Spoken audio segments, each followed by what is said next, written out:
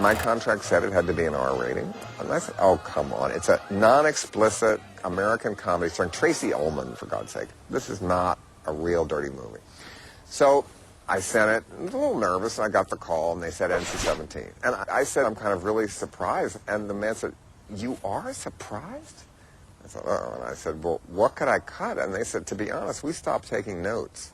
That's when my blood turned to ice water, because that's what you fear the most.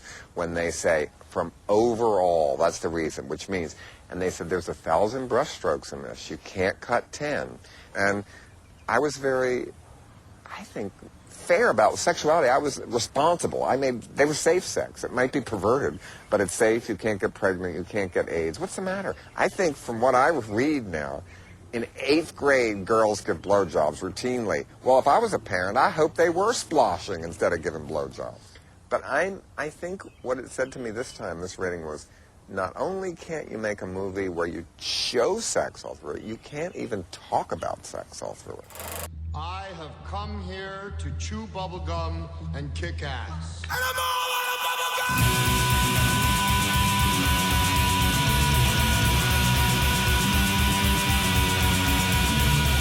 Astro Radio Z is a horror, cult, exploitation film podcast by filmmakers, critics, musicians, journalists, and fans for the film obsessed. Here is your host, Derek Terry.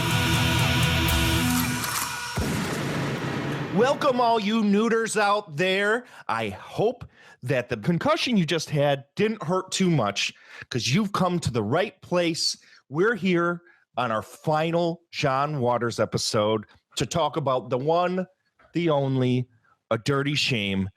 So let's get ready and let's go.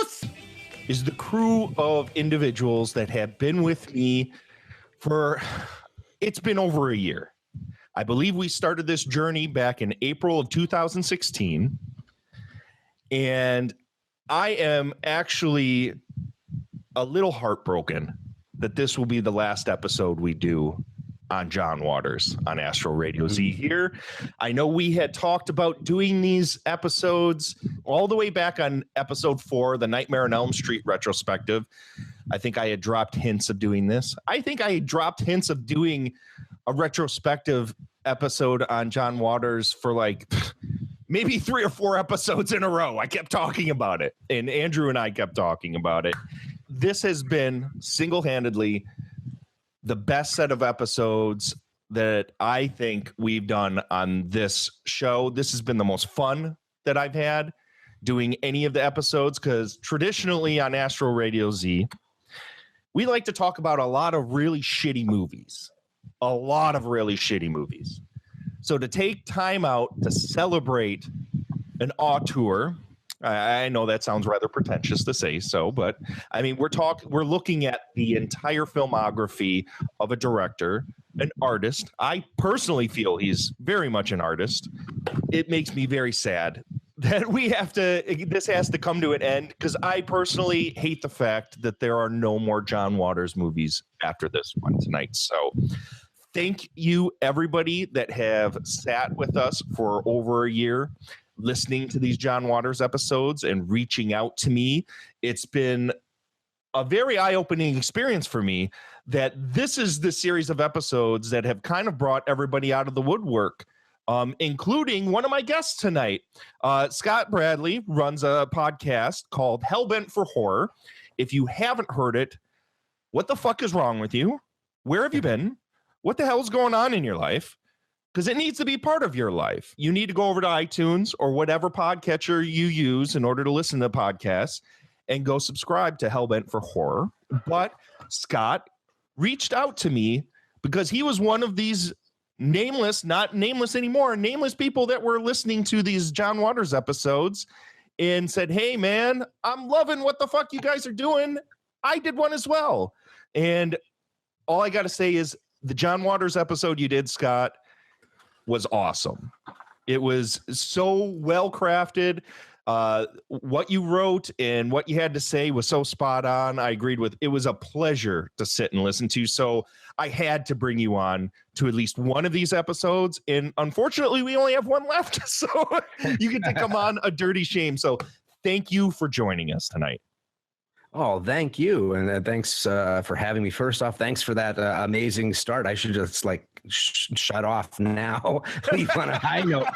But I'm glad that you enjoyed the episode, and I've really enjoyed going into your backlog and going through all of these different films, because I too feel that he's an auteur. I mean, he created a genre unto himself, right? So that's pretty good to be able to do. But they've been a ton of fun. The only thing that's bad about going to the backlog is that there's not a dial-in phone that you can call up and say, I don't think I agree with that. And, because there were many times that the conversation was so good and moving forward very briskly that you really get caught up in it, and you start finding yourself talking to yourself going, well, I don't know if I agree with that. Oh, yes, absolutely.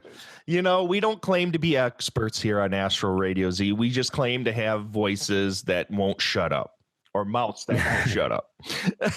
So thank you for coming on. And now you're going to be one of these voices that won't shut up tonight on this filthy ass movie. So thank you for coming on. Next to him, of course, is Mr. Baltimore himself, Mr. Seth Bowlen of celluloidterror.com. How you doing, my fine friend? Hey, hon. Doing good. Kind of sad that this journey's coming to an end. Well, we are going to be, well, at least we had talked about it. We are going to be doing a series of episodes on Russ Meyer, hopefully next year. I'm going to push it off a little bit. I've scheduled out the entire run of Astro Radio Z for the rest of this year, and I put one of the, I forget what month it is. I'd have to look it up. And right now, even though I have the internet in front of me and it could be instantaneous because I edit all of this stuff, I just don't feel like doing it. One of the months coming up, we have what I'm calling a director's month, where each week is going to be one exploitation director. And we have Doris Wishman. I have a Coffin Joe movie. I have a Russ Meyer movie and a Ray Dennis Steckler movie. And nice. So we want to do, at least Andrew and I have talked about it quite a bit, a series on Russ Meyer. Now, we haven't decided whether or not we're going to get as involved as we did with John Waters, but we are going to hand select a bunch of maybe some of his more, some of the films we can actually talk about. Because let's be honest, some of them, there's nothing to say. Right.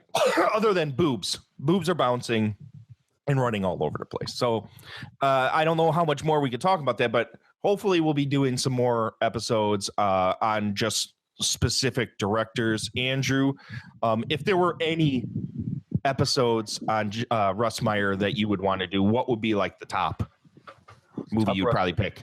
Top Russ Meyer movie that I would pick? Yeah. Oh, man. Probably Vixen, because of all the racial stuff that's in there. Because that's something he never kind of really went back to. Or Up, just because of how fucking bananas that movie is.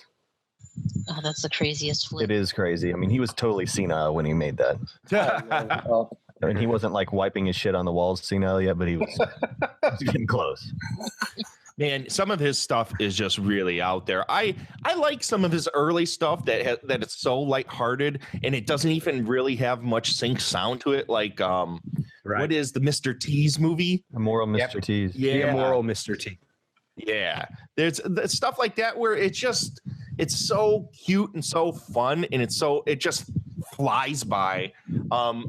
I think we will probably do some episodes where we do like I think we had talked about maybe a 3-hit. We'll do 3 of the movies in one episode, as opposed to like we're doing with this John Waters thing, where we take one movie and talk about it for an hour. I just don't know if I'll have as much to talk about with Russ Meyer as I do with John Waters. John Waters is just, if you haven't guessed yet, listening to these episodes, is probably the single most influential person on me creatively out there. I think he's just amazing.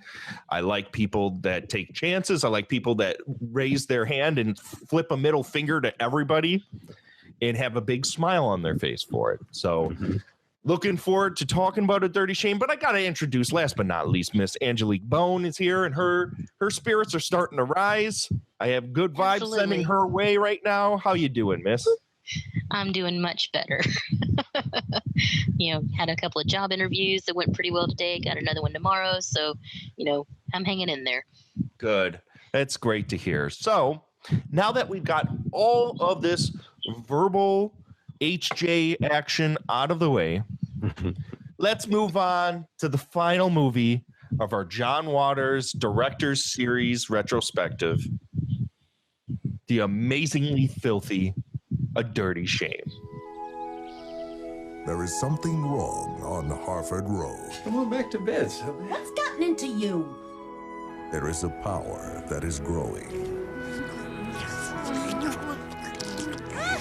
threatening the very limits of family tolerance. Grr, woof. Woof, woof. And his name is Ray Ray. Perverts are taking over this neighborhood. Let's go sexing! Fine Line Features presents... Sometimes a boo-boo on the head can trigger inappropriate outbursts. You got the devil in you, that's what you got! Tracy Ullman. I'm Sylvia Stickles, and I've got the itch! Come on up here and give me some of that strange. I'm coming as fast as I can. Selma Blair. I'm an exhibitionist. Go, baby, go! Chris Isaac. What's the matter with you? Feel like yodeling in the canyon. Oh, it's a sick world. And Johnny Knoxville. My name is Ray Ray, and I'm here to service you. From the director of Hairspray and Pink Flamingos. You're a freak. It's shocking. It's twisted. Dad, somebody's licking our tires. It's depraved. Today, Harford Road. It's A dirty shame. You put your right hip in, you put your right hip out, you put your right hip in and you shake it all about. You do the hokey pokey and you turn yourself around. That's what it's all about.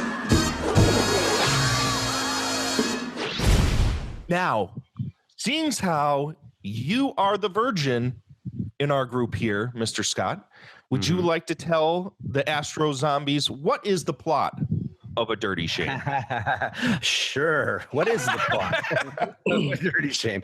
So I guess ostensibly, A Dirty Shame follows the story of Sylvia Stickles, played by Tracy Ullman, a sexually repressed mother and wife who lives in, I think it's still a middle-class neighborhood in Harford Road in Baltimore, and she's sexually frustrated, and she basically takes it out on the world, and in fact, we see several people who are taking their sexual frustration out on their plants and flowers and stuff like that in the beginning, but she's pretty much in this frustrated circle until she gets into a freak accident and she suffers a concussion. And the blow to the head has triggered a phenomenon where she becomes a sex addict, basically. And she, in that, attracts the attention of a guy named Ray Ray.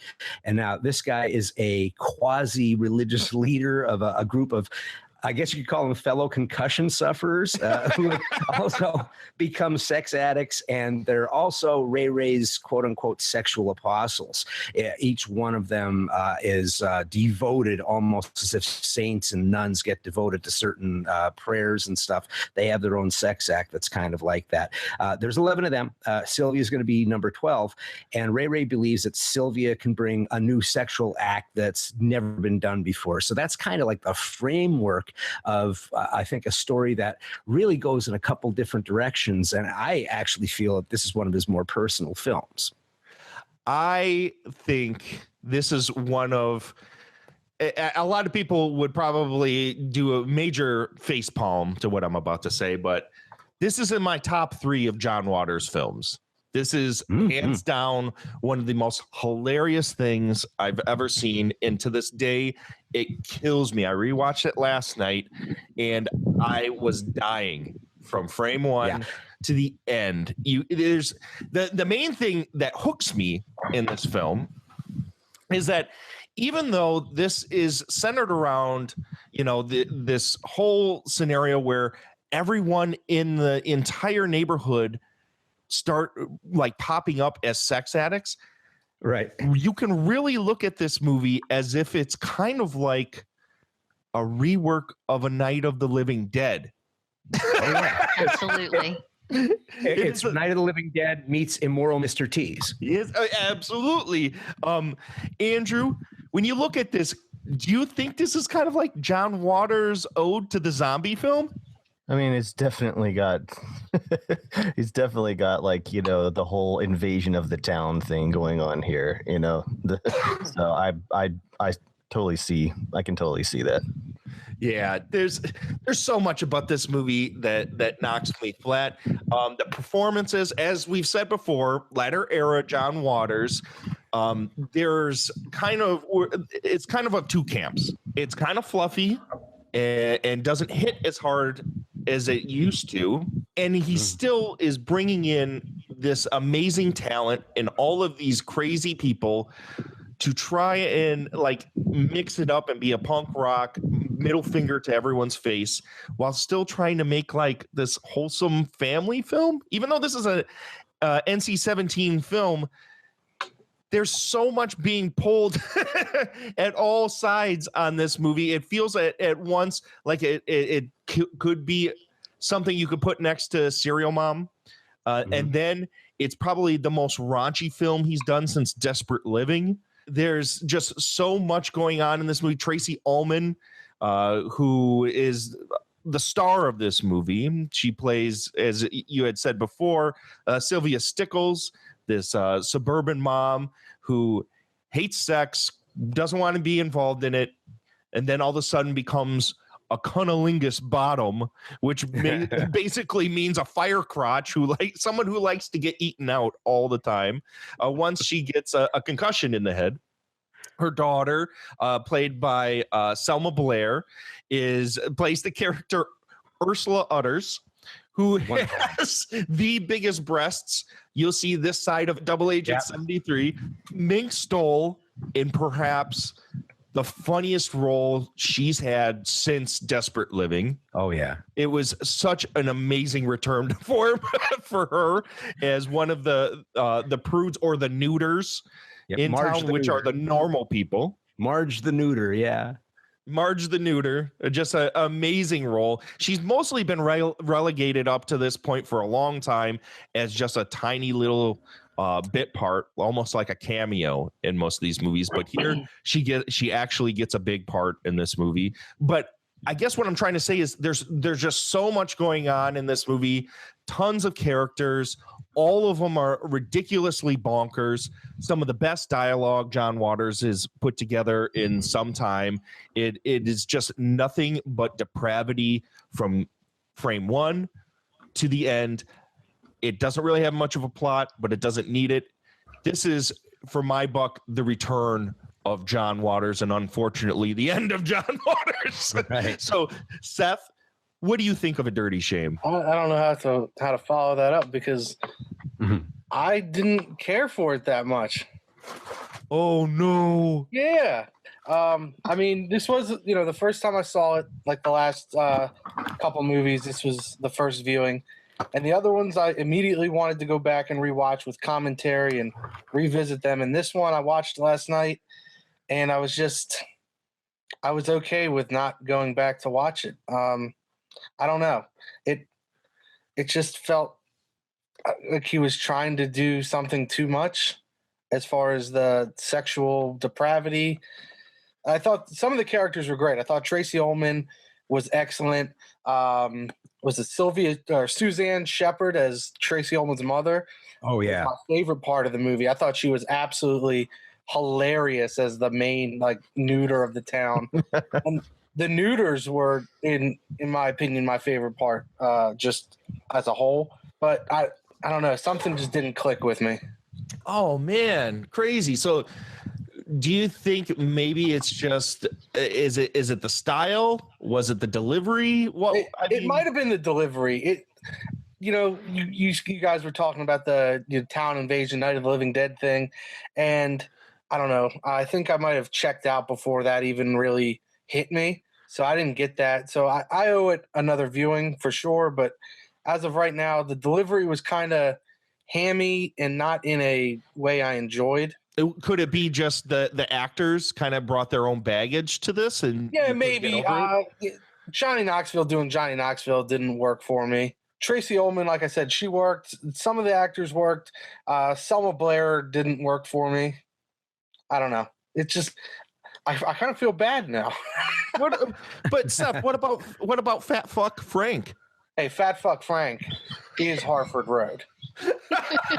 I will give Fat Fuck Frank an absolute A+ because that's what I picture for that area. Oh my gosh, Fat Fuck Frank, the biggest fan of Ursula Utters, who lives to see her dance and shake her tits to "This Girl Is Red Hot, Your Girl Ain't Diddly Squat." One of every time I think about this movie, it kills me. I can't. Oh man, that's too bad, Seth. That really brings a tear to my eye. Miss Angelique Bone, we have talked in the past, and you've made allusions to this being your favorite John Waters movie. So why would you say this is your favorite? Well, having the background at the sex shop where I used to work, and all the different fetishes and the war between the neuters and the sex fiends, it's just I don't know what it is. This one's just, it's number one. And the different versions of it make it even better for me, because you've got the neuter version that was released, and then you've got the regular version where you actually see the word boner spray painted on the parking lot wall. And, right. and, when you get to see the Sylvia pick up the water bottle with her cooter, Yeah. And the naked orderlies and the horny doctor humping the wheelchair it's hilarious to me. It just is nonstop. Like literally from frame one, every time someone turns around, somebody is doing something to something or saying that they're going to do something to something. If it's not a bunch of big hairy bears growling at people, right. It's people humping the air. I mean, well, I guess that, when your pelvic thrust game is strong, this movie really calls it home. Scott, what are your thoughts? I mean, you had made an interesting point about this being a personal John Waters movie, and we in the last two episodes kind of thought Pecker and Cecil B. Demented really hit close to home on what John Waters had gone through early in his career and where he had come out at that point in his life. So to say A Dirty Shame, a movie that I kind of think is far more akin to Desperate Living than it has anything to do with some of this latter era stuff. What do you mean when you say this is a personal film for him? First off, I'll say that it's very appropriate to talk about Desperate Living with this. I guarantee you that if you were to take the dialogue of both of these movies and put them on paper and just give them to people, they'd have a hard time figuring out which movie unless they were big dedicated fans, because this is some of the best stuff that he's written about moral outrage that he's done in a long time inside of A Dirty Shame. But when I'm talking about personal, a lot of times when we say personal, the first thing we think of is the portrait of the young filmmaker or something like that. But I know that you guys talked about Pecker being personal, and I agree that it's kind of it would be a good handshake with this movie on kind of what I'm talking about, because for me, Pecker isn't about him being a movie maker as much as it's about him talking about how people, the hipsters kind of commodified what he did. Mm-hmm. And so I look at the whole meaning of Pecker, the real theme behind that and how it's personal is when he says at the end, and here's to the death of irony, because you have this whole movie that's really about how, now that the outrage is 20 years old and he's made Hairspray, I understand him now. And all of a sudden, critics are talking about his movies that would never give him the light of day.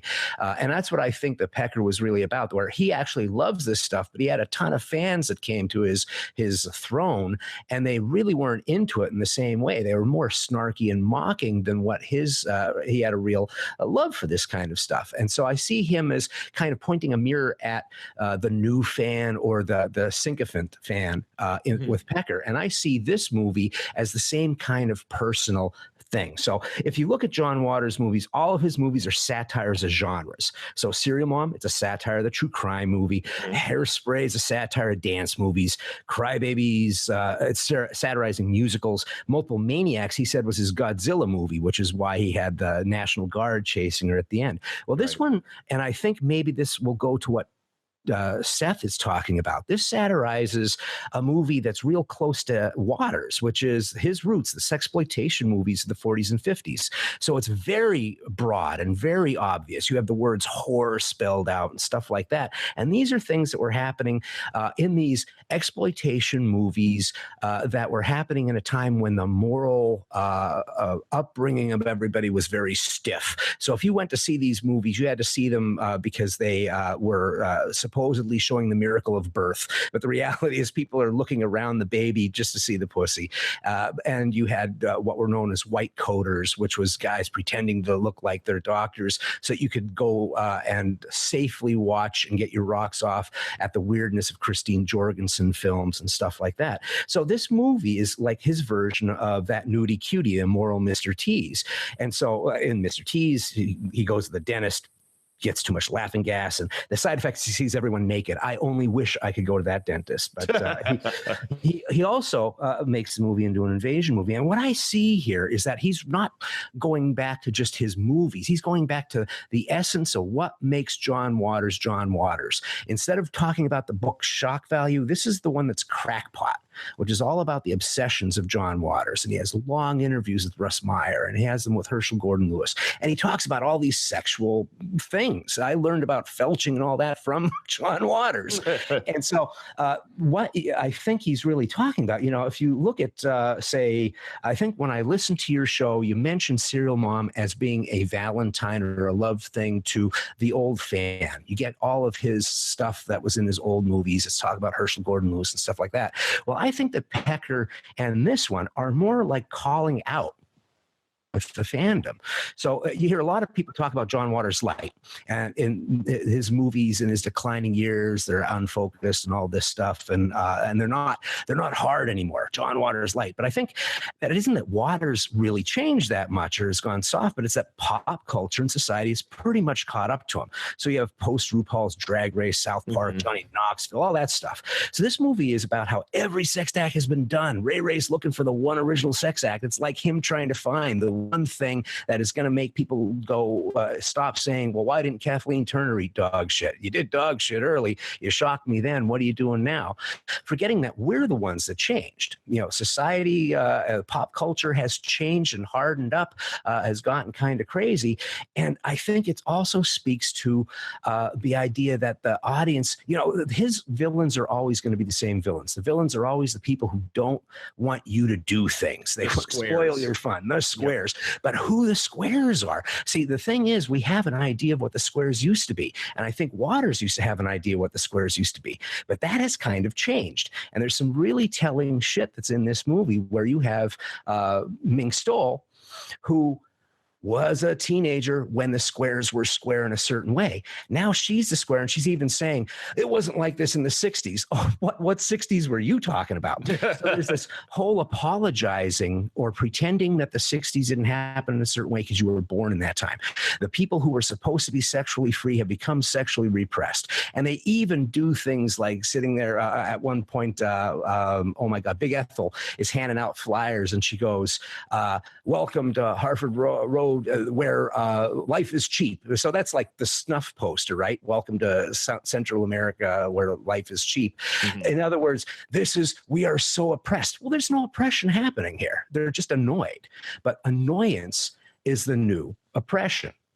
And so these people are like the people who used to think that they were open-minded are now the closed-minded people. And even in being given an NC-17 on this, the reason he got an NC-17 versus what he used to get bad ratings or X ratings and stuff for has changed.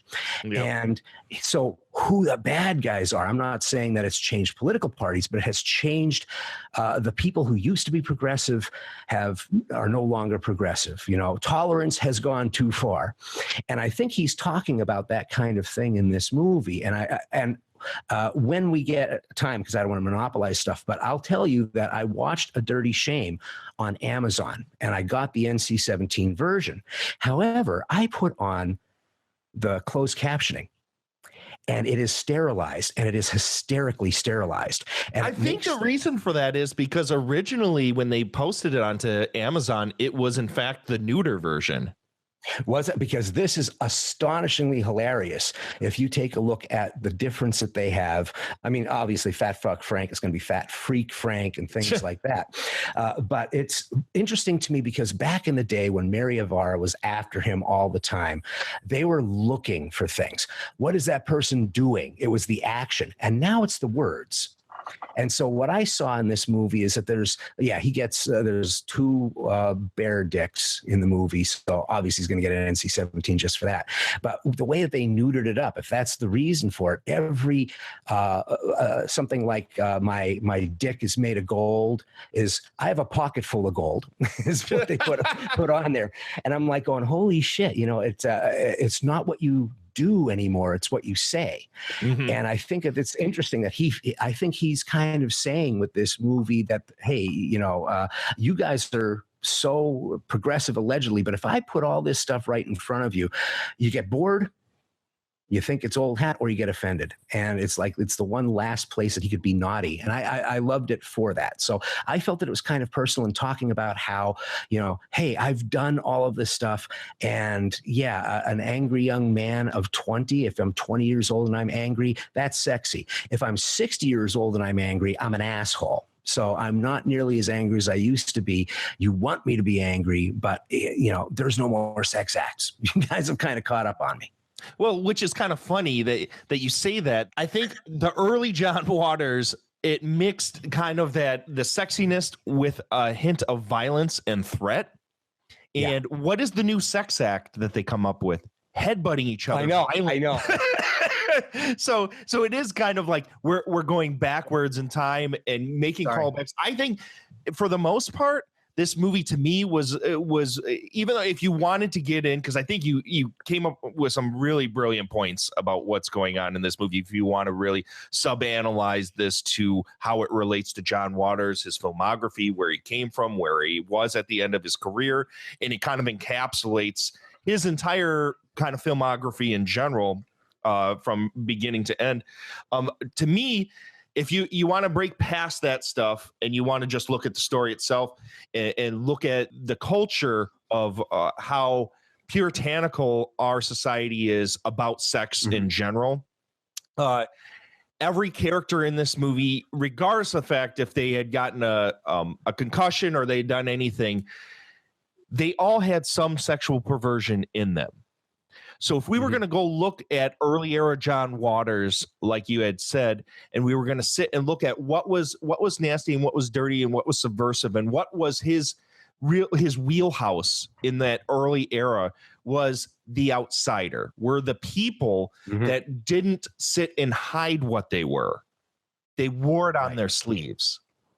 And here at 60 or however old he was when he made A Dirty Shame, we've come back full circle to this idea that really it's the neuters that are on the outside of society, because really every single one of us is a degenerate in some way, shape, or form. Andrew, what do you think of this this whole notion that Scott's kind of brought up about how this encapsulates kind of John Waters' whole filmography and his whole philosophy? No, I agree with all that, and that was terrific. It was what I was kind of needing to hear, because when I saw this on opening weekend at the Terrace Cinema in Atlanta when it came out, and I, you know, like you, man, I thought like every single joke was hilarious, and like it just, to me, it was the John Waters movie that I guess I'd been wanting for a really long time. That kind of you know, more of like, you know, shock humor or whatever. But the main reason I wanted to hear more about what he thought about it was just because it's going back to it. I'm more like Seth. It just really didn't work for me this time around. What was it that didn't work for you? I think it was the cast. I think it was the fact that Tracy Ullman and Johnny Knoxville are comedic actors in a comedy, and the reason why I love stuff like Serial Mom and Cecil B. Demented so much is because his leads were, not like comedians and stuff. And so that to me was always part of what made John Waters' stuff seem so subversive, was because he gets people to do shit like this that wouldn't normally do this kind of shit, but there's nothing really outrageous about Johnny Knoxville having giant fountain of cum shooting out of his head because he's on Jackass. Now if he had maybe Hasselhoff doing it, or what I'm saying, because the Hasselhoff taking a shit was great, but I mean, use that clip as a drop in future episodes of Astro Radio. Right. But I agree with Seth. Suzanne Shepherd, Big Ethel, that was the funniest character to me, because I mean I've seen her in movies like Goodfellas and stuff. I'm sure she's done comedy, but I'd never seen her in a comedy, and she seemed like someone had to almost like tie her up, throw her in a truck, and like force her at gunpoint to be in this movie. No, I know she like really didn't want to do and was second guessing herself. But even, I mean, I didn't know that until later. But watching the movie, those are the things about the work for me. For the most part, it just seems like hard, like Seth said, and he's trying to be the John Waters that he thinks he needs to be, rather than telling a story. And the same could maybe be said for Cecil B. Demented also. And I came off this thinking maybe perhaps the last story he had to tell was Pecker, and then he was just kind of going through the motions of being John Waters to make movies until he finally realized one way or the other that John Waters of today is just not a filmmaker anymore. Yeah, that's the way it did for me. But all the points are great, and I do agree with all of them, and it was a fantastic assessment. Yeah, it's interesting to sit and look at it that way, especially when at face value it is just a raunchy sex comedy. So I mean, if you want to, and it's always interesting, and this is what we've said over and over and over again as we've gone through all these movies, is that when you sit and watch them and contextualize them in their place of when they were made and in the order that they were made in his filmography, you really start to see his mind at work progressively. You always see kind of certain elements of him pop out here and there in each of the movies all the way through that you don't really see in a lot of Hollywood directors whatsoever. He had a very singular vision all the way through his directing that is pretty unique in this day and age for directors. Seth, did you think anything in here held a candle to earlier John Waters stuff? I think some of the characters, like Big Ethel, we'll keep going back to her, but I think she's a classic character for me. Just every time she was on the screen, I was enjoying the movie 2 or 3 times, just a lot more when she was on the screen. Similar to, the Egg Lady. When she was in Pink Flamingos, that movie was substantially funnier just because, Edith Massey was there. And that's how she was for most of the movies she was in. When she was there, it was even better. So there are parts to it that I really liked. But on the whole, I don't think it was as good as the 70s and 80s stuff. But what Scott was saying really has me thinking that, I need to give it another chance in a month or two after I get I don't want to say bad taste out of my mouth, but I mean, his points were spot on. And even if, I didn't care for the film, I was sitting here nodding in agreement with him. So it's going to get another shot from me, and maybe I'll talk to you guys about it then. But if it holds a candle to the older stuff, I wouldn't say particularly so for the most part. Interesting. Well, if you want to get that taste out of your mouth, definitely not go check out Ray the Rimmer. Don't talk to him. No, but I think the big reason why I keep saying that this is kind of a throwback to like Desperate Living in early era John Waters is that stylistically, this film is very akin to that era. It starts off pretty much like a Desperate Living and also kind of like Polyester in a white picket fence, suburban neighborhood. The music, the soundtrack is so indebted to that early era John Waters of the 50s and 60s beatnik kind of rockabilly rock and roll that we in doo-wop and all sorts all that stuff that we have been missing for so long. We had just talked on the last episode we did of John Waters on Cecil B. Demented how that soundtrack missed it didn't even feel like John Waters was a part of it. Because we grew up and we've grown through these episodes to see that the soundtrack and the music is almost as much of a character as anyone on screen. And to have that missing is why I think a lot of us kind of felt a disconnect with that last movie. And this movie felt like I was rolling home. We have such an amazing soundtrack of old school music. Andrew, you got to admit, this had some really great stuff in it for music. Well, I mean, yeah, I mean, it's no, there was nothing out of place about it, like, you know, in terms of a production, and it looked like they had a blast making it. I bet if I was sitting there at the table read of Dirty Shame, I would have just been on the floor. You know what I mean? Like, It looked like it was a blast to do the whole thing, and but just like with the humor, how he seems to like take every joke and kind of he beats too much stuff on the head. It's like it's not enough to say we're bears. They also have to say grr and all this other stuff. I'm like, all right, homie, I get it.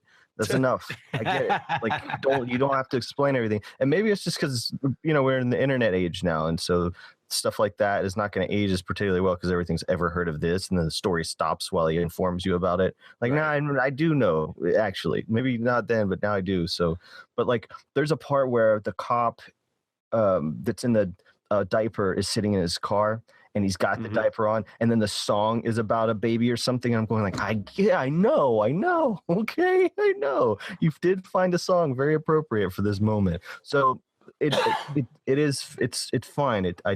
I appreciate that about it. It was just like but still it was too, you know, I'm saying too on the nose, too much like that. Scott, what do you think style wise of this film akin to some of his earlier work? Okay, great. First off, I want to agree with both Andrew and Seth on this. When I first saw it, and I saw it opening weekend, I was one of the $10 that went to the $24,000 it got the first day. That's how bad this movie tanked. But yeah, it was really bad. Really bad. If you look at the numbers, it's shocking. Yeah, it's like people went out of their way to not see this thing. I didn't really, you know, when I first saw it in the theaters, I thought it was fine, but I felt it was very slight. You know, I liked it a lot when I saw it. I laughed all the way through. But when I was done the next day, I was kind of like, So I really haven't seen A Dirty Shame in years. And watching it again is when I really started getting a feel for it. It may be that to me, it feels like its time has kind of come because of just how on the nose social worries and politics seem to be as of right now. So it seems like it somehow feels like these are the people that are out there as of right now. And maybe back then it didn't quite feel that way. But I will say that it is very much on the nose, but that's been Waters forever. I mean, back before he could have sync sound, he was using songs with the exact, you know, wording of what people would say. That was the lyrics were pushing that along. Well, Mondo Trasho, that was the entire story of that movie was the soundtrack. Yeah. Oh, Mary. That's the only thing that was recorded. And I thought I was going to go insane if he said it one more time. Oh, Mary. Oh, Mary. But I will say that this, the look of this, it's funny that I heard people talking about the sex acts. They kind of went too far and stuff, because I think that's kind of where he wanted to go. I think it made it, it's kind of like we go, well, that's funny, but oh man, don't tell me that you shaved your balls. You know, I don't need the guy to tell me that he shaved his balls, but that's pure. That's pure Waters. And I think that it actually looks better than a lot of the Waters films do. I think that there were a couple shots in there that I said, oh my God, he learned how to do a crane shot. When did that happen? But I will say that it is also, in a way, I feel for these two guys that said, hey, they didn't, it kind of was too much on the nose, or it kind of put them off, because the jokes are there. But something about how unpolished the movies used to be helped as well. Mm-hmm. And so well, when it also helped that the actors weren't these well-known actors. They kind of embodied these roles that they were in. The style was, they screamed all of their dialogue, where the acting in these latter era John Waters movies were much more nuanced. Mm-hmm. I think that he enjoys, like how we like Big Ethel. I think he likes Big Ethel too. I think his favorite part of this movie is coming up with dialogue between Marge the Neuter and Big Ethel. They have the best lines, and I think the movie does hop to life because you've got tension. And it is rough, like watching the movie. In the beginning, you're seeing it through Sylvia's point of view, right? So she's pissed off at the world. She's frigid. Of course, the bears are going to growl. Of course, the guy down the street is going to be walking with his ass hanging out while taking out the trash. She's seeing everything wrong, and it's like an invasion. It is coming in. And then when she becomes permissive, it's a little weird, like blowing her nose and throwing it at the human. May I please be your vacuum cleaner? I mean, that was harsh. Hey, Daddy, there's a guy licking the tire. Right. These things are making me like, oh, that guy was the most disturbing to me. And I'm going, holy shit, I watched Divine chew a dog turd, and I saw it on his teeth, and my eyes teared up. This makes me want to turn it off. What has happened to me? See, for me, it's the adult baby. I can't even get behind I that. love when the adult baby is actually holding a kid. That was awesome. Yeah, that was cute. Yeah. He's just like, here. Don't you think that's funny though? Because we want to be, we're not the squares, right? We're not squares. And yet John Waters is saying, well, I know exactly how I could keep you guys on my side. I could just talk about the lesbians and the gay guys, and I can have the guy fondling meat, and that's kind of funny. But let me get under your wheelhouse a little bit. And we start seeing things that I don't want to know about, like Roman showers. I laughed out loud. But I mean, at the same point, do I really want to know about that? So how open are we? How permissive are we? Are we really going to support, like Sylvia Stickles is going, oh, I'll come back and powder your ass later, but really I have to come up with a new sex act. So at this moment, I can't do it. I'm not that permissive. I don't know, man. I think this movie, it was so far ahead of its time, because we have come to a point now in our society where every single gender, every single sexuality, every single sex act has to be labeled, has to be spoken of in a very specific way, and it all has to be respected. And I think that's being spoken of here. Yes, very same much here. So. Yes, that was the big takeaway I had from A Dirty Shame, was it was trying to normalize sexuality and the perverseness of the varying degrees of how every single person has their own kinks. Most people have one idea of sex, but there is an infinite amount of variance on that one thing, that by the end of the movie, what else could there be? What else really could there be? And obviously we find out it's headbutting each other and giving each other concussions is the new sex act. But that was the big takeaway for me, was that when you look at it through the guise of where we are now as a society, as a politically correct and sexually open society, that this was speaking about where we were going well before we got there. Mm-hmm. Well before we got there. Yeah, and that's the thing, is that we get the jokes so well with Big Ethel. I mean, well, it's not safe out there. People are shaving their crotches as we speak. There's pubic hair in the air everywhere. I mean, I'm dying listening to that. But the guy says, I just shaved my balls. I'm like, dude, TMI, go over there. Yeah, take your rattle and run along. Oh, my God. Said differently. I'm going to go call the Postmaster General if he's not whacking off. Right. Just endless. So let's go ahead and move on from the heady talk, and let's talk about, we always talk about on these episodes, our favorite characters in each of these movies. And this movie has just a fucking plethora of them. I'm going to go straight to Angelique. Who was your favorite character? Dora, the chronic masturbator. I have a Swedish headache. All this yelling's giving me a Swedish headache. You ever jerk off when your hand's asleep? Feels like someone else is doing it. The point where she's standing there and she's masturbating herself without her hands and how joyous she looks about it is one of the greatest things I've ever seen. When she's choking herself out with the phone cord in the phone booth. Oh my God. Absolutely hilarious. Yeah, that whole group, the whole Sex Addicts Anonymous group, that's just, oh man, that's the best. Seth, who would you say?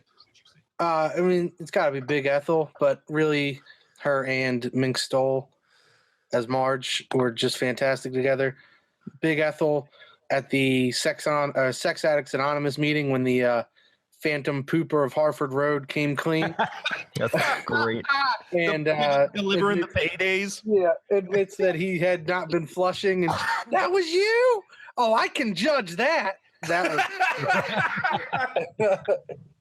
I love that. And he talks about the doing the upper deckers, and just Big Ethel reacting to the upper deckers. Fantastic. Dude, when I first saw this movie, when it first came out, when that upper decker talk came out in the paydays, I literally could not breathe. I was laughing so hard. It is one of the funniest things I've ever seen. Now I remember it being such a huge part of that movie, but now I watch it, it's literally 2 lines of dialogue. Yeah. And then he gets really happy and takes a shit in somebody's handbag. And it's Tackleberry. Oh my God. It is, isn't it? Yeah, it's Tackleberry. I didn't catch that. Oh my gosh, I didn't catch that either. Are you serious? Yeah, it's Tackleberry from Police Academy, which I'm like, that's perfect because I can see him being that repressed, because he was pretty uptight in those movies that, in his older age, he might have, the only thing left was pooping. That's something I loved about this, is that everyone had their singular fetish that they played to such an extreme that it encapsulated their entire character. It was just, there was something so pure, so fun about that in this movie. Scott, who was your favorite character in this? Oh, it's hard. I would pick all of the neuters because they are they're actually, in a way, they're the comedy because they're offensive, right? They're upset is so offensive in its own way, and they say it so deadpan. So the things that really light up in that movie for me, really, Big Ethel and Marge the neuter, just the idea of being proud to be a neuter. It's such a tongue-in-cheek kind of thing about how people are, but the best lines are said by Big Ethel. I mean, lesbians have taken over the softball fields. She just kind of says that out of the blue. It's not safe out there. People are, I don't think she says the shaving the crotches, but we have blatant homosexuals inside our store. They eat life, sperm, and it's like, these are hilarious things that I'm sure he's heard people say in all seriousness. And all he does is pump that up just a little bit. And someone left a dildo in my neighbor's wishing well. It's like, what's good about a morning with dildos in it? These are friggin' hilarious lines. And what was it when Salma Blair is, she gets hit on the head, or they're ready to give her Prozac.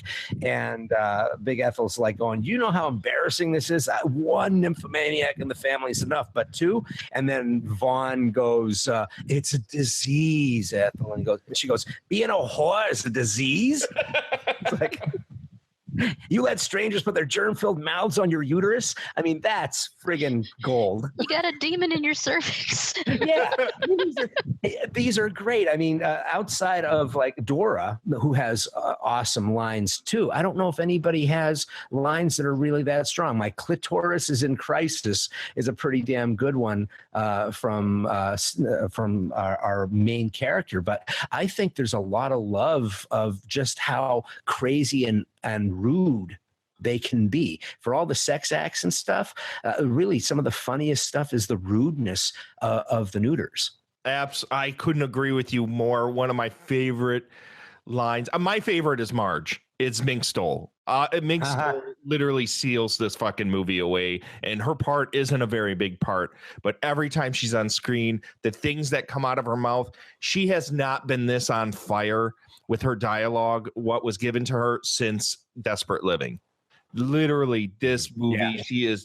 There's one scene that kills me, and you kind of already made reference to it when Vaughn comes into the Quickie Mart and says hi to Big Ethel, and she says the whole line about what's good about a morning with dildos in it, and some random shopper comes up and says, "Amen to that. My husband's on Viagra." And goes, I am aggravated. You poor thing. He wants it every minute. And then Marge, she goes, he has no right to be that hard.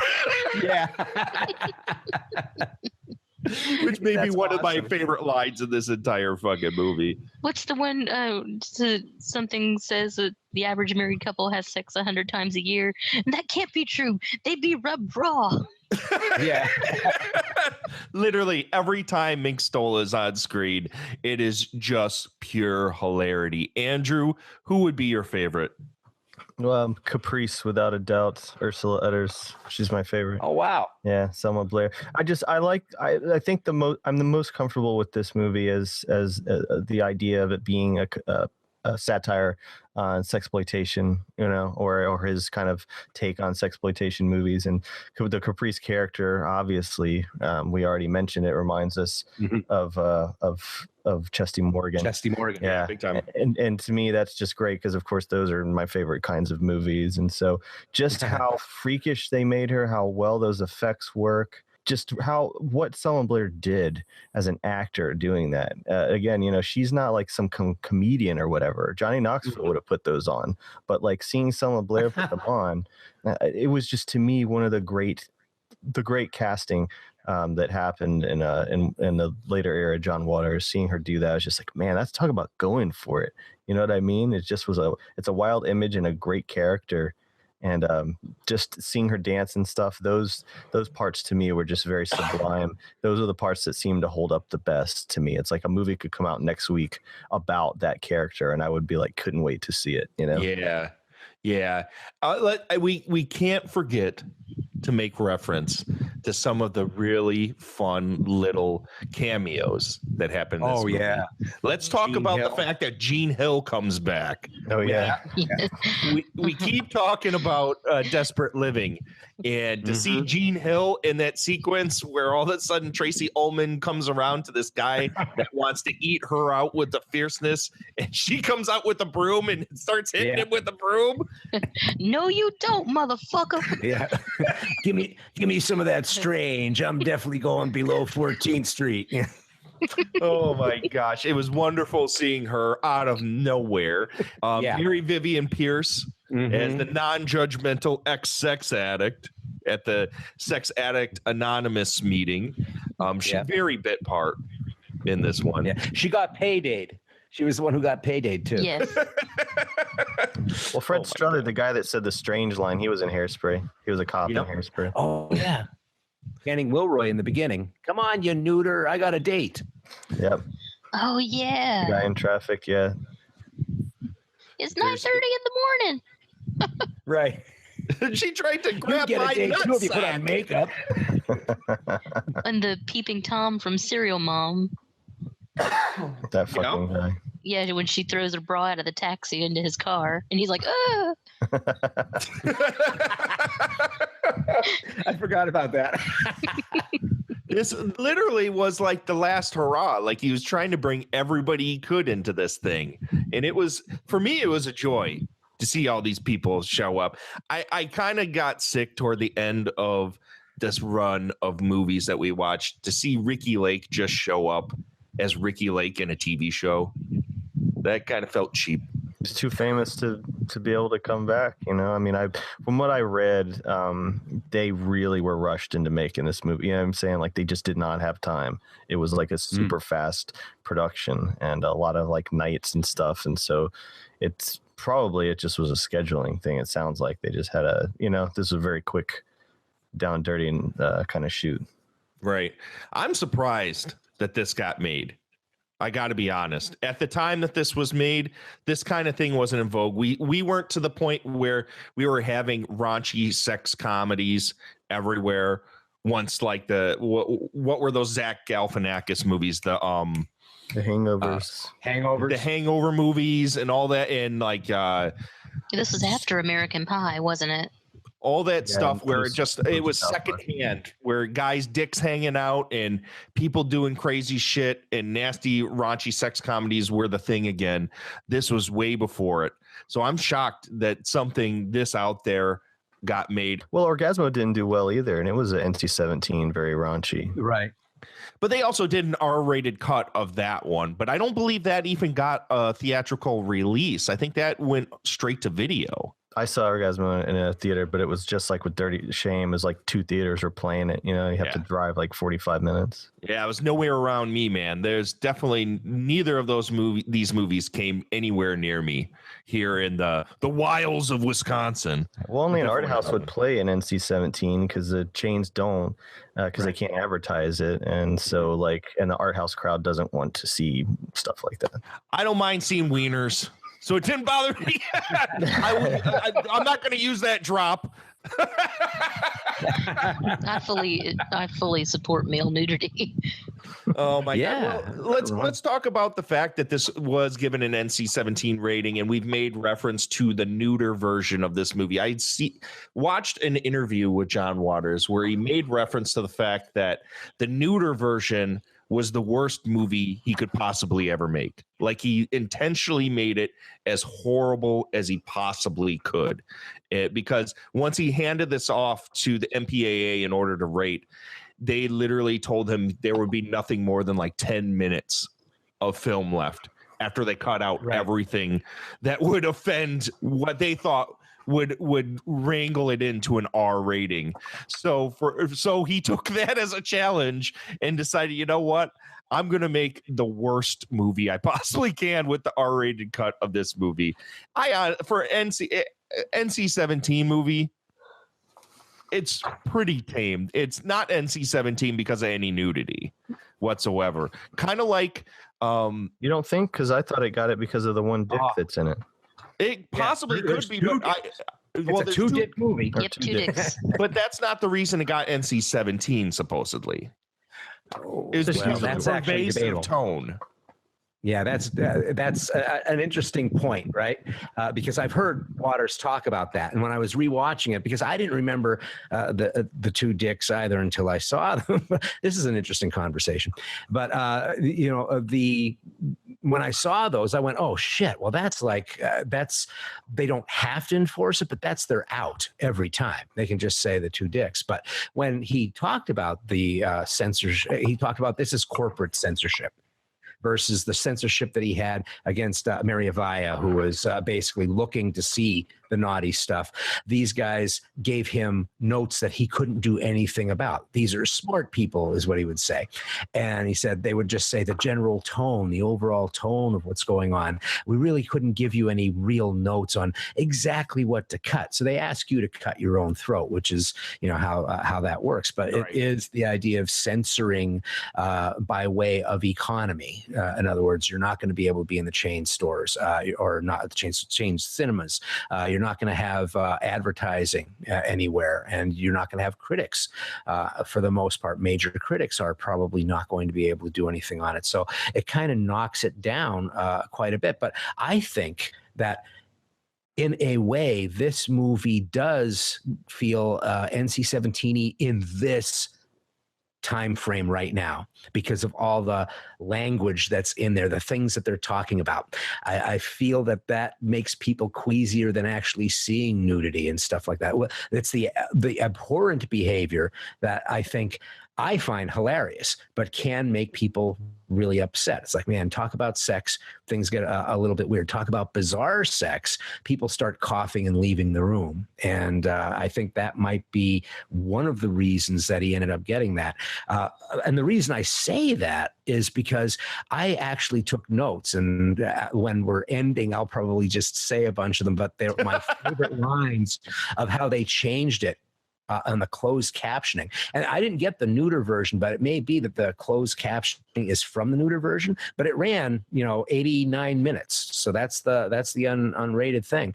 But watching what is being seen as the closed captioning versus what was said is another movie itself. I would almost recommend it to people to watch that, almost like, what was that old thing, putting Dark Side of the Moon and Wizard of Oz on at the same time. It's kind of like that. But yeah, I think it did have it wasn't graphic sex, but it was so much end-to-end talk about sex that I can't see how he thought he wasn't going to get an NC-17 in a way by putting in those two dicks as well. Two dicks. We're going to keep coming back to talking about them two dicks. Yeah. Well, that and all she wanted to do was get off. There was no love interest. There was no, it didn't have to be your husband. It didn't have to be, it could be whomever. She just wanted to get off. And, that's a big deal to the MPAA anyway. Well, it's a big deal to puritanical thought of how sexuality should be, monogamous sexuality. And in this day and age, that's not a shocking thing. I don't think that's as big a deal as it was back in 2000 or whenever this was made. 2004 yep. when this was made. It still is to a vast majority of quote unquote neuters out there. That is a weird thought of having a monogamish or a non-monogamous. I can't even say it now that I said monogamish. I can't even say I can't even say it anymore. Monogamish. God damn you, Dan Savage, you've ruined me. But there's really there's some people that'll never get over that thought, where I think at least this is where I've always gone with this movie, is that this movie breaks down that idea that sex has to be one way and one thing, because it's not. We know this because we're human, and every last person we've ever been with has their own kinks, has their own ideas of what they like, has their own ideas of what gets them off, and we just don't talk about it in the open. We do more so now because of the internet.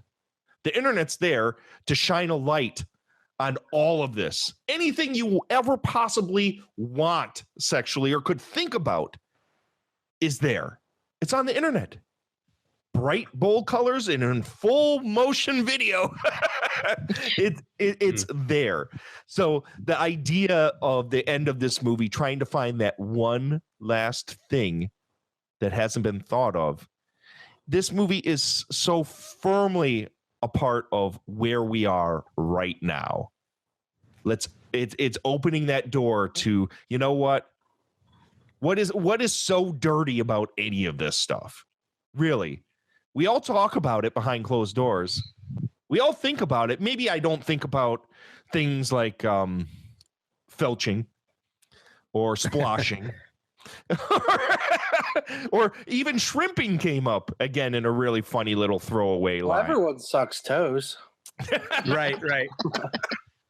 Yeah, but I think that is the big thing, and this is a thing that I've been saying throughout this entire course of episodes, is that John Waters wants to normalize what most people feel is on the fringe. And sex is something we all do, but because of our puritanical ways of religious thought and repression, for some reason, we feel we can't. Why? That's what makes this so funny to me. It's like, this. What is so wrong about any of this shit? I've never gotten it, and that's why I enjoy this movie so much. It's like, open the door. Oh, let's just be who we really are, as opposed to having to sit and hide and think that we're so dirty for having these thoughts and having these feelings. So Dirty Shame to me is literally the best way John Waters could have. And I feel so bad that you guys walked away. A couple of you guys walked away not liking this one, because to this day, this still holds up for me. it still has that real punk rock edge to it, and it still has that open-mindedness and that whole flip the finger to the outside, to the normatives, which is the outsiders in John Waters' world. The normal people in John Waters' world are the people that are Roy the Rimmer and Mr. Upper Decker and things like that. And the squares are always the people that he wants to say fuck you to. So I think it's a great way to come back and say goodbye to John Waters is a dirty shame. So let's go ahead and let's round this episode out and let's give our final thoughts on everything and whether or not we walked away. I think we've kind of given shown our cards as to what we think of this movie, but let's go ahead and let's give our final thoughts on A Dirty Shame. Angelique, you go. Love it. Just hands down, it's funny. It's got its very sweet moments. That scene where Caprice is watching the red shoes. Yes. That was just really, like, oh, okay, well, she's a dancer and she likes this sweet little, calm little moment. And then my girl is red hot, Your girl ain't diddly squat. No, it's a good movie. And, it's about just being true to yourself. And fucking. Well, I mean, that goes without saying. Lots of fucking. Lots of fucking. Quakes. And bear quakes. Bear soup. Safe, sane, and consensual. Although that line did kind of get crossed with the home invasion thing. Oh, yeah. But, that's been an ongoing thing in the John Waters early flicks. So, not that big of a deal. But the sex fiend parade, I'd have been in there. Mr. Seth Paulin, final thoughts. You guys have given me a lot of different ideas to think about with the context of the movie and everything in it. So while I didn't enjoy it, it's definitely going to be something I think about the next time I go back to give it another chance. And I appreciate that. Awesome. Mr. Andrew Shearer. For the most part, doing this whole series has caused me to, when I'm revisiting stuff that weren't initially some of the ones that were my favorites, I came away liking most of those a lot more, except for Crybaby. So this was kind of a disappointment for me to kind of feel the way I did about this one. Although, of course, there are things about it that I think are hysterically funny, and for just a movie, not a John Waters movie, but just as a movie.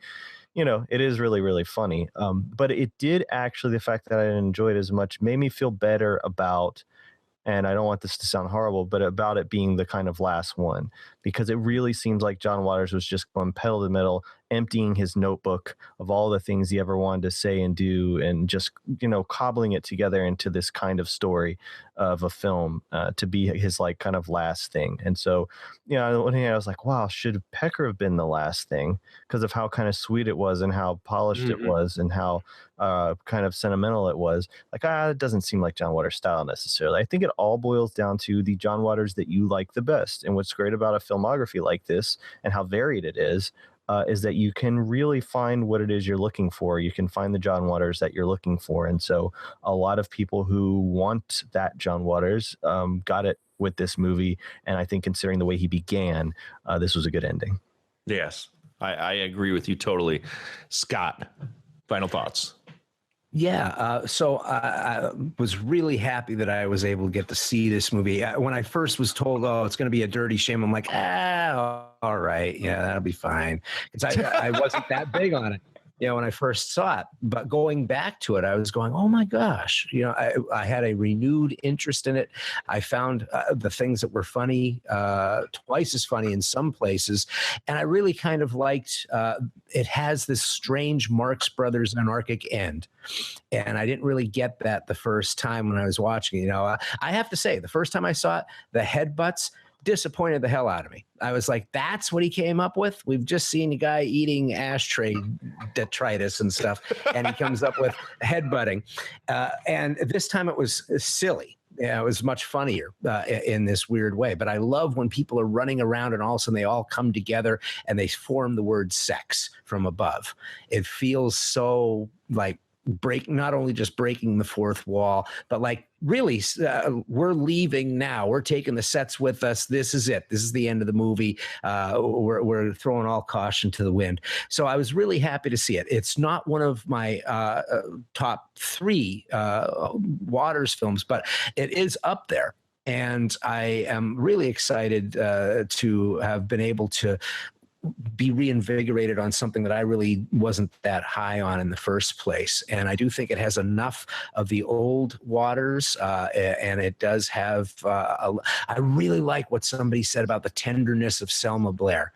I was thinking back on it and realizing that they had this really tender moment, her and her mother, and it's a funny laugh out loud thing, but Selma sells it completely. Love that in the movie. She was like almost in another movie. She was kind of sad or emotional, that is, about her mother coming out to her. And it was really, really neat that he went down that thing. And that's enough for me. I think that when you guys talk about that moment between Selma Blair and Tracy Ullman, I can't end this without talking about how amazing Tracy Ullman is in this movie. She starts this movie as this completely unattractive, frumpy, angry woman. And even though she becomes this trashy chick, it's like all of a sudden, all of the anger and all of the frumpiness just melts away from her face.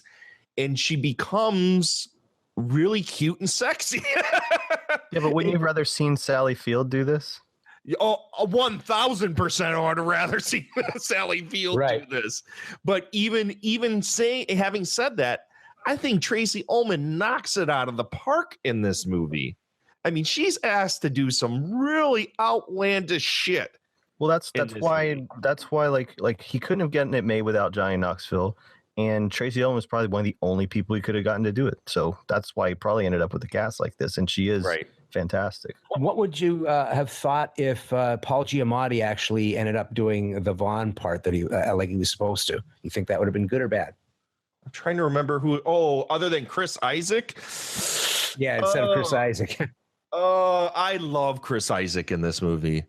I really next to Mink Stole, he might be my favorite character. I don't know. There's just some. I've always loved Chris Isaac. I loved him in Twin Peaks: Fire Walk with Me. I love him in just about everything I see. There's something about the guy that just like I find charming, and I think it's genuine and sincere. And he is such a goober in this movie that I absolutely love every single time he's on screen. And you can see he is that kind of bridge between Selma Blair and Tracy Ullman, where he is fully aware of his sexuality and he wears it on his sleeve, but for the sake of his wife, he is respectful about it. And he is kind of that everyman that you're supposed to lock onto in this movie, and he plays it so well. So I don't know. I really think I would stick with Chris Isaac in this, but that's just my personal thoughts. What do you think? I actually would have loved to have seen it, although some of the lines wouldn't have made sense. Although it would have made the confession that Dad's well hung funnier to me for some reason.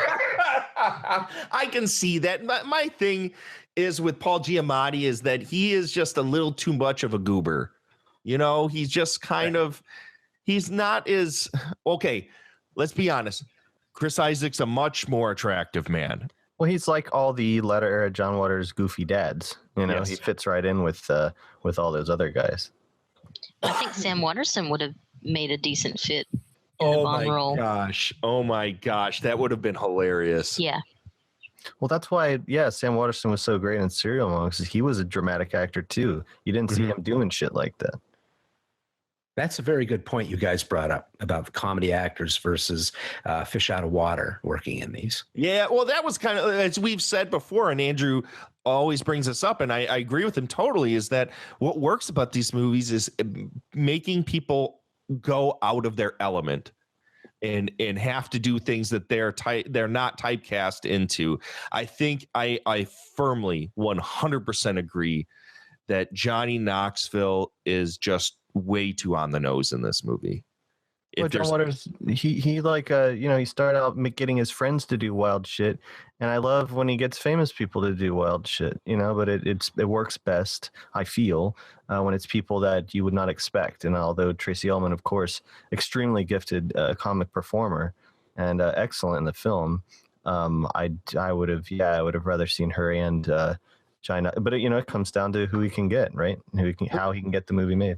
Yeah, Johnny Knoxville was the it guy at that time. And I'm not going to say anything disparaging against Johnny Knoxville. I actually like him in just about everything he does. I'm a big fan of Jackass movies. I love those. Me too, man. Mm-hmm. Huge. But in this movie, it just kind of like what I said last episode about Stephen Dorff as Cecil B. Demented. It's just not far enough for me. There's a total disconnect where it feels like he's just hamming it up as opposed to really being driven to do something that's completely outside of his comfort zone. Who would be the actor that you think right now would be the best fish out of water? If you heard that person was going to be in a John Waters movie, that you go, holy shit, I got to see that. Yeah, I tell you who they would put in there. That would be Chris Pratt. That would go in that character if Hollywood had a say. Oh, right. That's who would be put in there if it was right now. But trying to think who would be that actor to go in there. Any thoughts? Anybody? I'm kind of coming up with a blank at this point. What, him? Well, John Waters would get probably maybe somebody like Orlando Bloom or somebody like that. I don't think he'd get I don't think he'd get a first tier Hollywood guy. You'd have to, it'd still have to be within the realm of, maybe used to be first tier Hollywood guy and now would, maybe looking to revitalize the career, shock people into remembering who he was kind of guy. What if you got somebody like What if you got somebody like Elijah Wood to be that character? Would not be a surprise. I don't think that, know what I'm saying? Not him, not Daniel Radcliffe or anybody like that. I could see Christian Bale because he was lucky enough to do American Psycho. Oh my gosh. That'd be a great one. Christian Bale would be fantastic. Because he's like, I guess becoming kind of the next Johnny Depp in a way. He just looks like a vampire to me. It's his teeth. Christian Bale? He talks like a guy who's got fake vampire teeth in his mouth. Watch an interview with him. Tell me I'm wrong. Well, since he hasn't directed a movie in so long and has not, and probably is never going to make another movie, my thoughts on John Waters would be he would be making films and he would have continued to make films. He would just direct other people's stuff. I don't care if it's TV. He was getting offered scripts, and even in the 80s, he just didn't want to do them. He didn't want to do any material he didn't write. And there are directors like that now. I just want to know if you can think of a film. It doesn't matter what the genre. It could be Titanic. I don't care. What is a movie you think you would have liked to have seen John Waters do? That's a good question. What I'm saying? I would rather it be in the years since he's been out of the game. But it really could be anything. It's just for fun, Seth, I'll push this over to you. What do you think? You're gonna have to give me a second. Angelique. That Sleepaway Camp remake. Not Sleepaway Camp. I'm sorry, not Sleepaway Camp. I Spit on Your Grave. That one. Oh, okay. That's interesting. I actually think Sleepaway Camp would have been a much better choice. Yeah. I totally slipped there, but yeah. I guess I had them both in my head. Very interesting. Well, we never really got a straightforward horror film out of him, even though I don't think there's no real genre to a John Waters movie. It's just a John Waters movie. That's kind of the charm of them, is that they genre jump all over the place. So to see him do kind of a straight genre film would have been interesting. Scott, what do you think? It's hard for me to think of a movie that he might have done, but I remember back a long time ago, he was asked, was there anything that you would do that you didn't write? And he always wanted to do John Toole's Confederacy of Dunces. And I could just see him ripping the shit out of that book. If you've never read it, it's well worth reading. It's a great iconoclastic weirdo main character. And that would be one that I would love to see him do in that fashion. And if Alien Covenant is tanking as bad as people think, what harm could he do? Put him in the Alien franchise. See what he does. Have him tie up the link between Covenant and the original Alien film. Right. I would love to see that fucking movie. I'm down with that idea. That's licensed to print money in my book. Holy shit. That's amazing. Seth, you got anything? Yeah. I would have rather seen a John Waters take on the Willy Wonka remake than Tim Burton. Oh, Jesus Christ. Yeah. Yeah. You know, I'm with you on that one. Andrew, what do you think? Oh, it's The Help. Funny. That's funny. I like that.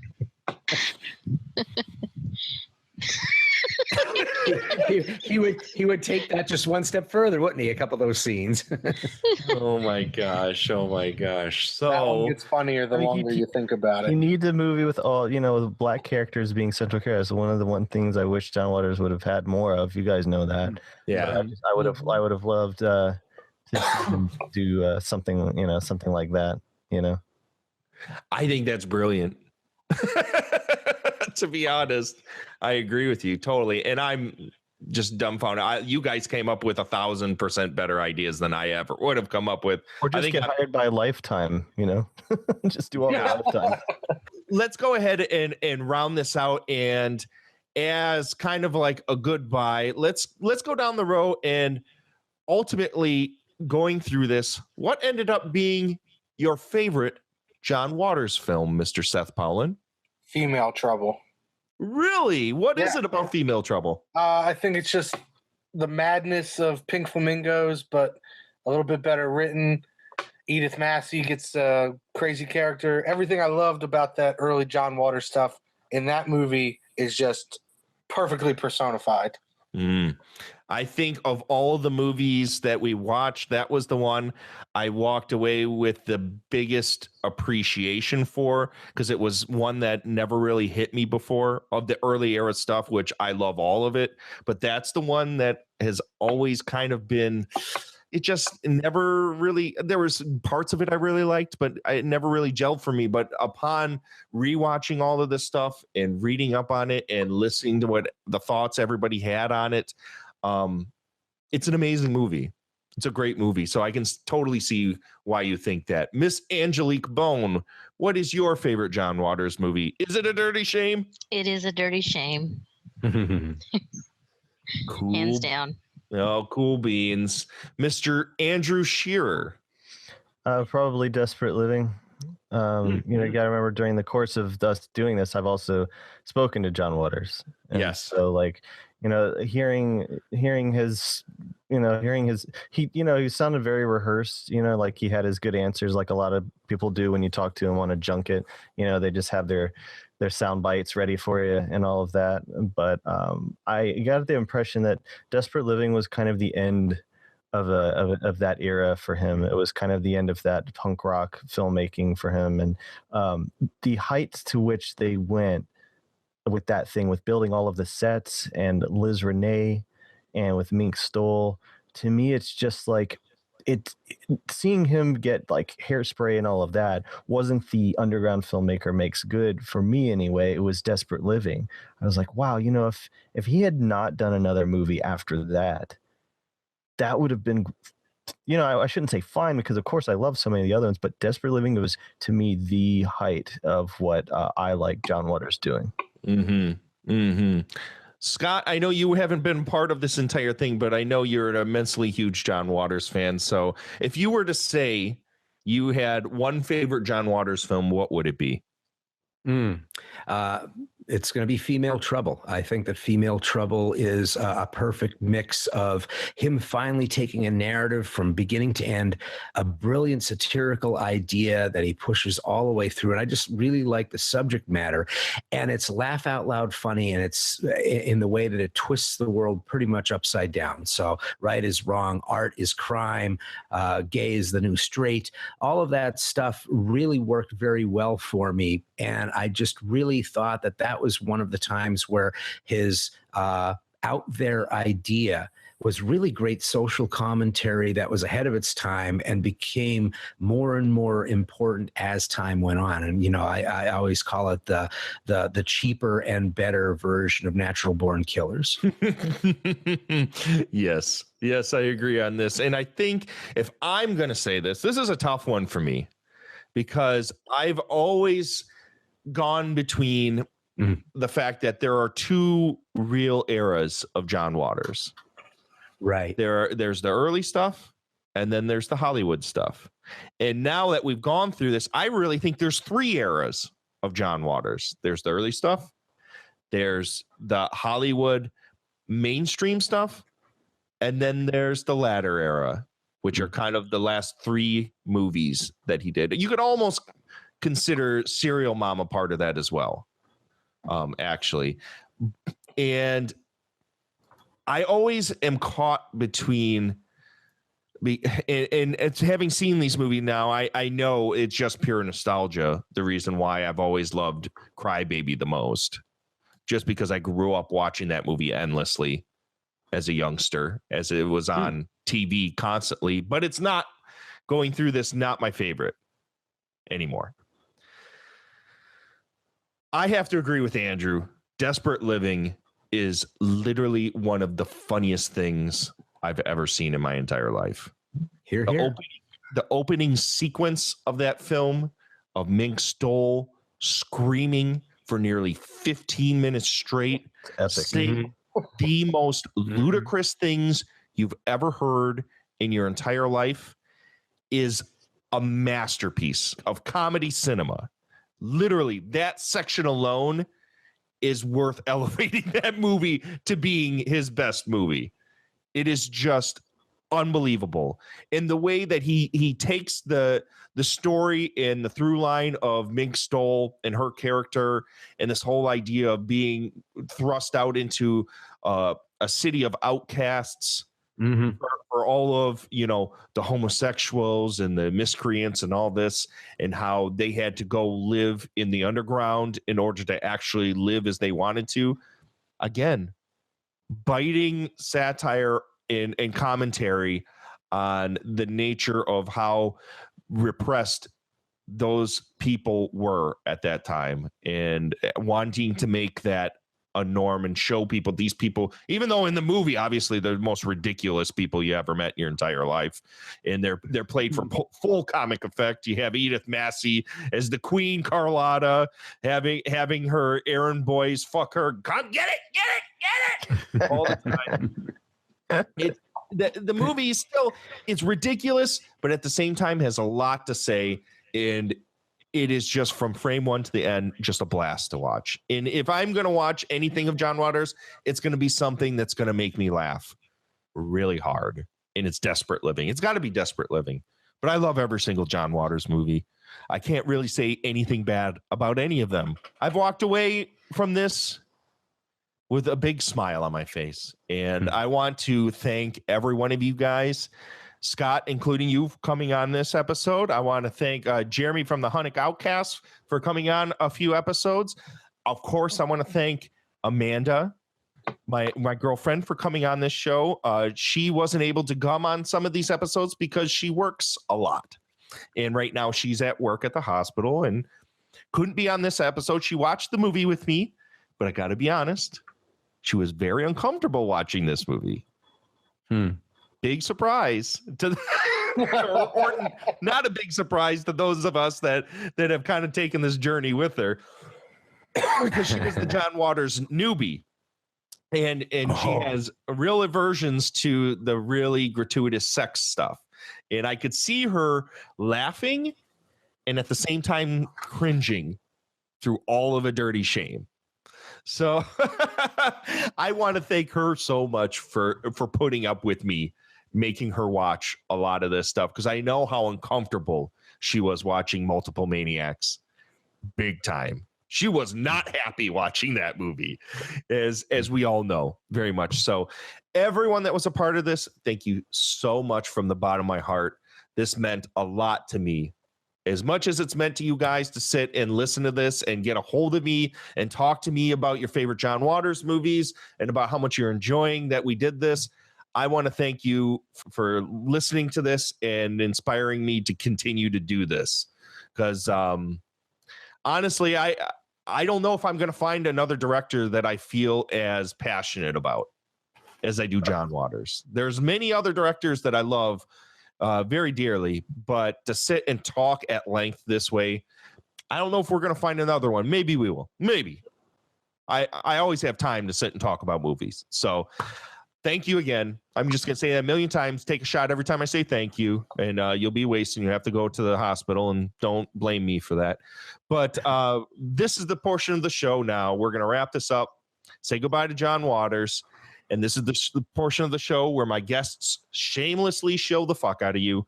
Going to go to Mr. Seth Powlin. Tell my listeners where they can find you on the interwebs. Before I shamelessly show the fuck out of everyone, I want to say thank you, Derek, for having me on. It's been a really, really good year plus. You gave me the excuse I've been looking for to finally watch these last 3 John Waters films.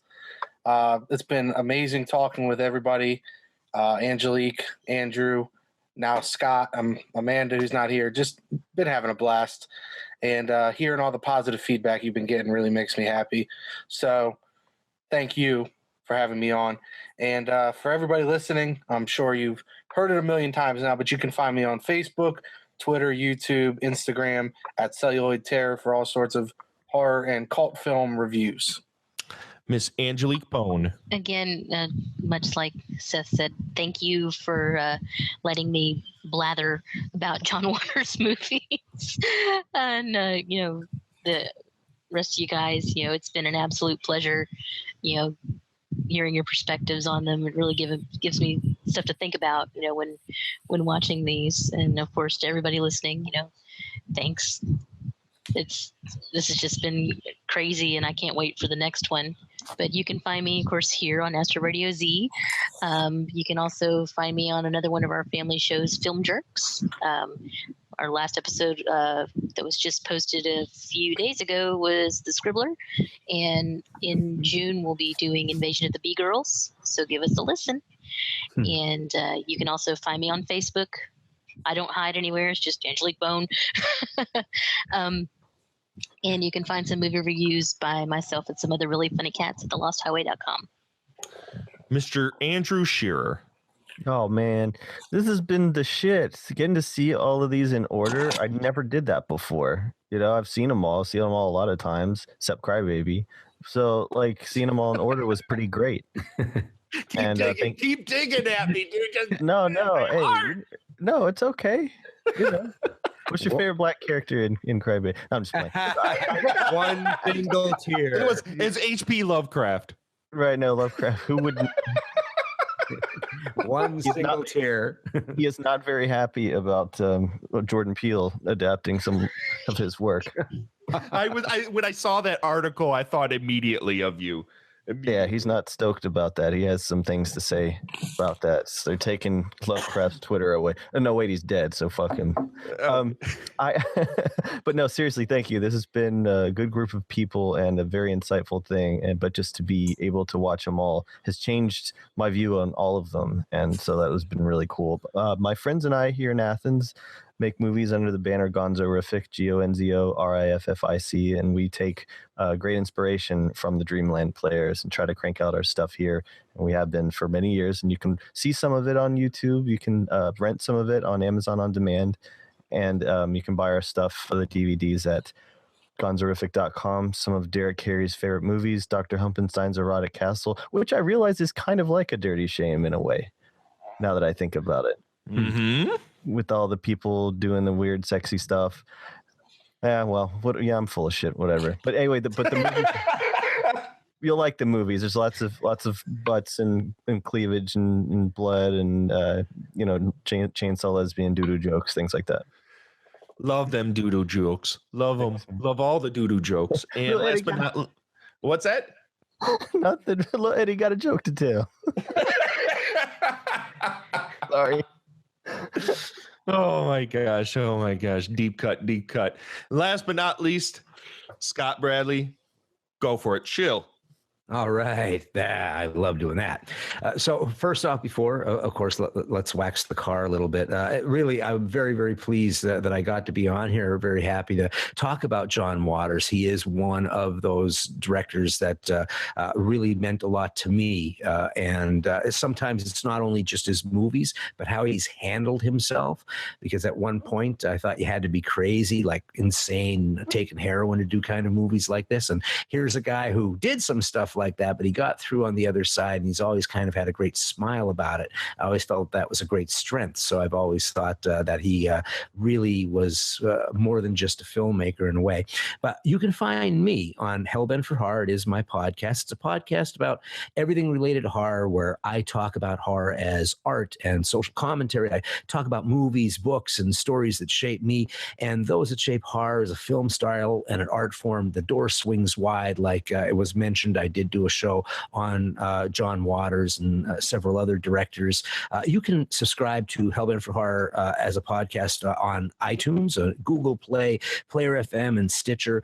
You can find me. The Hellbent for Horror page is on Facebook. There's also a Twitter page, which is at Hellbent Horror. Believe it or not, Hellbent for Horror was taken. I couldn't believe it.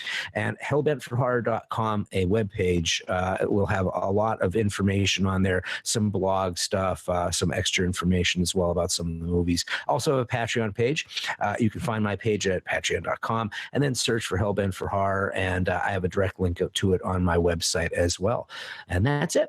Well, folks, I know I said that the next episode you were going to hear was going to be the witchcraft episode. It just didn't happen that way because of scheduling conflicts. So you get the John Waters episode first. Next episode, 100%, 1000%, unless there's a huge atom bomb catastrophe that'll go on, will be the unfortunate Witchcraft 14 through 16 episode that I nearly ended my life over, or it almost ended my life for me. But that will be the next episode that you shall hear here on Astro Radio Z. So until then, I've got a heart-on of gold and my tongue is on fire, folks. So see you next time.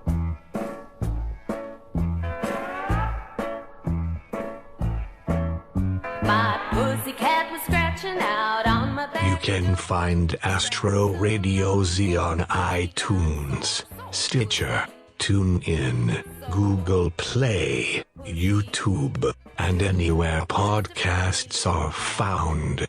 Please help us by subscribing, rating the show, and giving us a review.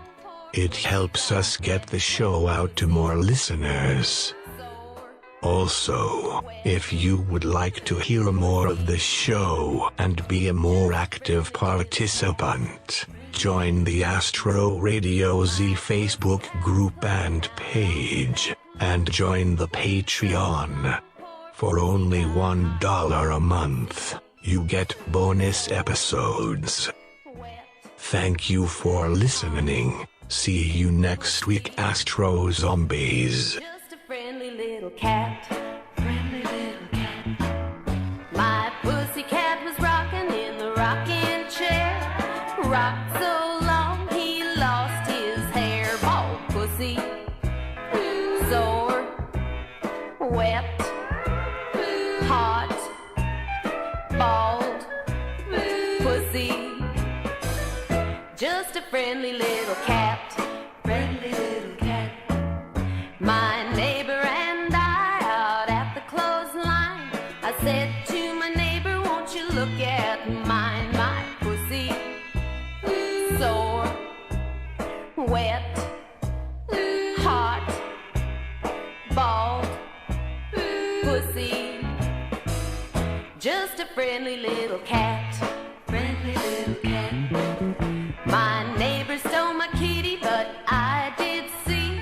I said to my neighbor, set my pussy free. Free pussy, sore, wet, hot, bald, free. pussy. Just a friendly little cat. Friendly little cat. Here, kitty, kitty, kitty, kitty, kitty. Aw, nice pussy. With A Dirty Shame, I lost the appeal to an NC-17, so I had to do an R-rated version for airplanes and Walmart and Blockbuster. It's called A Dirty Shame, the neuter version. It's the worst movie. I always joke, if you were having a birthday party for children and want to show a movie about sex addicts, this is the movie for you, because it's so juvenile and so stupid and not funny.